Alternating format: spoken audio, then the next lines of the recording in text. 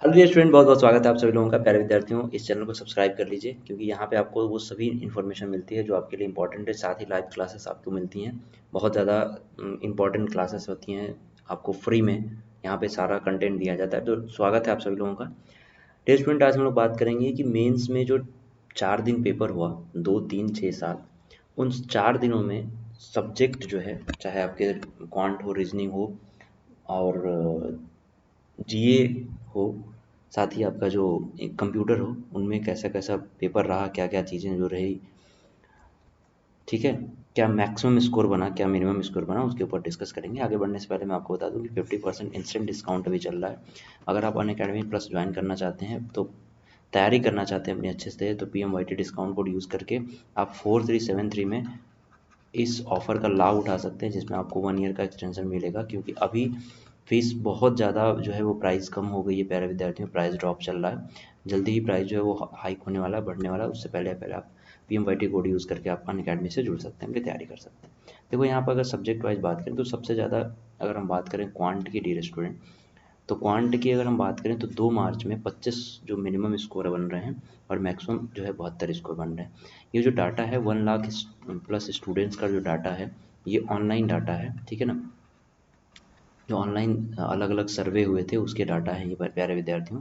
तो आपको 3 मार्च में मैक्सिमम मिनिमम जो स्कोर है 22 और मैक्सिमम 67 स्कोर बन रहा है 67। 6 मार्च में 26 और 75 मैक्सिमम स्कोर बन रहा है, यानी कि 7 मार्च को 27 और 73 मैक्सिमम स्कोर बन रहा है। तो ये आपके मैक्सिमम एवरेज मैक्सिमम स्कोर है, ठीक है। और ये आपके एवरेज मिनिमम स्कोर है, ठीक है। ये रही बात क्वांट की। अगर हम रीजनिंग की बात करें तो जो ओवर ऑल ओवर जो पेपर रीजनिंग का जैसा रहा वैसा ही आपका क्वांट का देखने के लिए लगभग मिला। मतलब इजिएट से ही पेपर थे, इजी पेपर ही थे आपके यहाँ पे। 2 मार्च के शिफ्ट में अगर हम बात करें, मिनिमम 25 बन रहे थे, मैक्सिमम 74 नंबर। और 3 मार्च में 23 और 72। साथ ही अगर हम बात करें 6 मार्च में 26 और 75 और 7 मार्च में 26 और 89। ऐसे ही अगर मैं जीए की बात करूँ डियर स्टूडेंट, ठीक है ना, जो दूसरे शिफ्ट में था, तो 25 क्वेश्चन जीए के थे, है ना, 75 नंबर का पेपर था। तो जीए में जो मिनिमम बना, मैं अगर ओवरऑल की बात करूं, तो जीए में जो मिनिमम स्कोर बन रहा है डियर स्टूडेंट, वो 75 नंबर में 17 से 22 नंबर के बीच में मिनिमम एवरेज स्कोर बन रहा है, ठीक है। इसमें कुछ क्लियर नहीं थी किया बच्चों ने। मिनिमम 22 से 17 से 22 स्कोर बन रहा है। और अगर मैक्सिमम की हम बात करें, तो डी स्टूडेंट मैक्सिमम जो है वो 42 नंबर से 43 नंबर जो है वो जा रहा है। बहुत ज़्यादा जो टॉप करने वाला, जो बहुत अच्छा प्रदर्शन किया है, उसकी बात मैं कर रहा हूँ। तो जी की बात हुई। साथ ही अगर हम बात करें इंग्लिश की, है ना, यहाँ पे हम लोग ने रीजनिंग देखी, अब इंग्लिश की बात करते हैं। जैसा कि आपको पता है कि 45 क्वेश्चन और 3 नंबर का एक क्वेश्चन आएगा इंग्लिश में।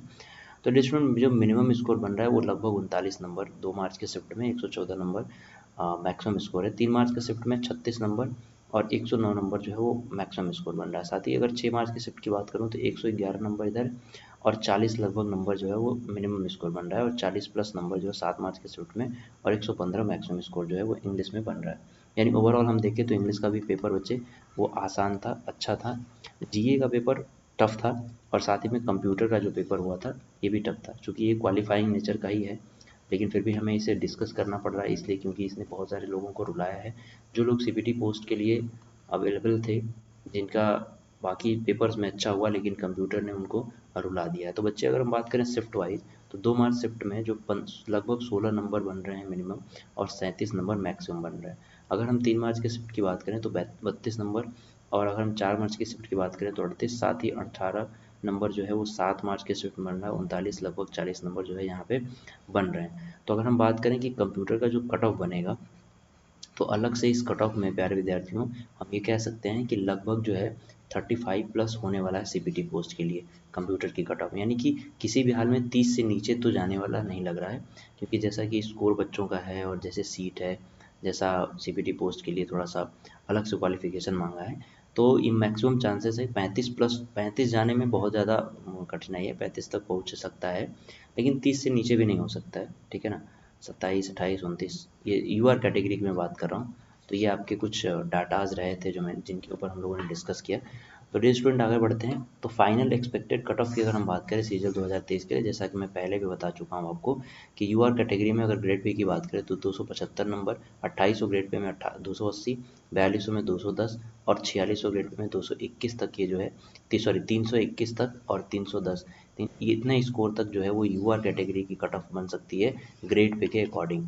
ठीक है, जैसा कि हम लोगों ने पेपर देखा और बाकी चीज़ों को एनालाइज किया, तो इसी के इर्द गिर्द हो सकता है ±5 मान लीजिए, है ना। इसके ऊपर इससे नीचे हो सकता है, यानी कि किसी भी कंडीशन में इससे ऊपर ज़्यादा ऊपर जाने के चांसेस कम लगते हैं, क्योंकि बहुत सारे ऐसे स्टूडेंट हैं जो कंप्यूटर में फेल हो गए हैं और सीबीटी पोस्ट जो है उनकी, तो इस तरीके से थोड़ा सा चेंजेस देखने के लिए मिलेंगे इस बार। अब वो कट ऑफ आता है, जब रिजल्ट आता है तो वो क्लियर हो जाएगा, लेकिन इसी के आसपास प्यारे विद्यार्थियों आपके कट ऑफ जो है वो रहने वाली है। तो अभी आप 2000 सीजीएल 2023 का फॉर्म जो आपने भर दिया होगा, जिन्होंने 2022 में अच्छा नहीं कर पाए थे वो 2023 में भर चुके होंगे, अगर नहीं भरा है तो जल्दी से भरो और साथ ही में प्लस से तैयारी अपनी करो।